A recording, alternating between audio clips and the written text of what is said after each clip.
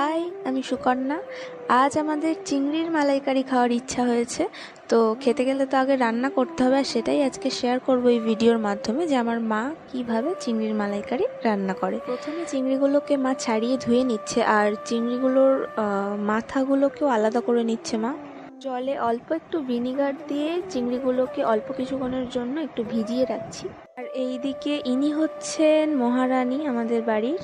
হাতে বটি দেখলেই চলে আসেন, বুঝে যান যে মাছ কাটা হবে। আর এই মুহূর্তে মান সম্মানের জন্য শুধুমাত্র চাইছেন না, লোক লজ্জার ভয়। আর এইদিকে ভিনিগার জলে ভিজিয়ে রাখা চিংড়িগুলোকে এবারে হালকা হাতে একটু সামান্য মিশিয়ে নিয়ে সেটাকে এবার আলাদা পাত্রে তুলে রেখে দেব।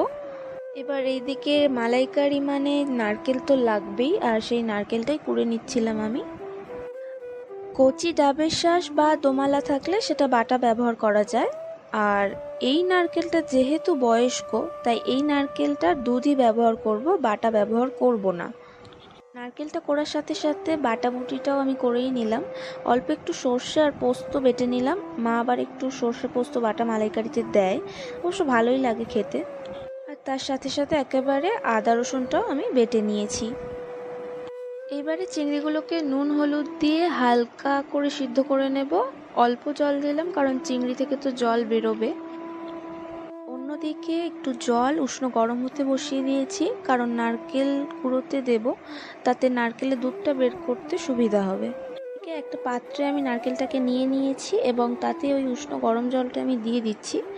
আর এই গরম জলটা দেওয়ার পরে এই নারকেলটাকে কিছুক্ষণ একটু হাত দিয়ে ভালো করে চটকে নিতে হবে। তারপরেই আমি নারকেল থেকে ভালো করে দুধটাকে আলাদা করে নেব, নারকেলটাকে চিপে চিপে ছেঁকে তুলে নেব।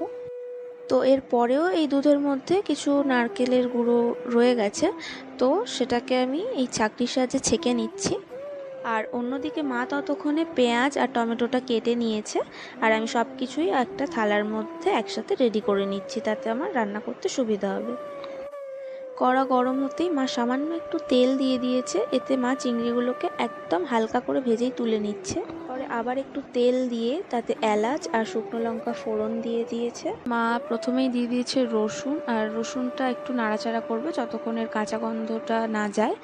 তারপরে মা এতে অ্যাড করছে পেঁয়াজটা হালকা ভাজা ভাজা হয়ে যাওয়ার পরেই মা দিয়ে দিচ্ছে আদা বাটা। তারপরে দিয়ে দিয়েছে টমেটোটা একটু গলে গেলেই তার মধ্যে দিয়ে দিচ্ছে হলুদ আর শুকনো লঙ্কার গুঁড়ো। এবারে অল্প একটু জল দিয়ে মশলাটাকে কষিয়ে তেল ছাড়লেই চিংড়িগুলো দিয়ে দিচ্ছে। তারপর ঢাকা খুলে সর্ষে পোস্ত বাটাটাও দিয়ে দিচ্ছে। সর্ষে পোস্ত বাটাটা দিয়ে ভালো করে নাড়াচাড়া করে তারপরে এটাকে আবার কিছুক্ষণের জন্য ঢাকা দিয়ে তারপরে ঢাকা খুলে এর মধ্যে নারকেলের দুধটা দিয়ে দিচ্ছি। তারপরে আবারও একবার গ্যাসের আঁচ কমিয়ে এটাকে শেষবারের মতন ঢাকা দিয়ে তরকারিটাকে ফুটতে দেব এবং মশলাটাও চিংড়ির ভেতরে ঢুকতে দেব। এবারে ঢাকা খুলে স্বাদ মতন সব কিছু ঠিকঠাক আছে কি না একবার দেখে নেব, আর তারপরেই ব্যাস হয়ে গেল আমাদের চিংড়ির মালাইকারি রেডি। আর এবারে হচ্ছে খাওয়ার পালা।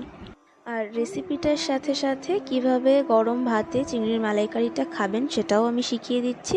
শুধুমাত্র চিংড়ির মালাইকারিটাই যে আপনাদেরকে আমি দিতে পারছি না, কিন্তু খাওয়াটা আমি দেখিয়ে দিচ্ছি। আমি খাই, আপনারা ভালো থাকুন, টাটা।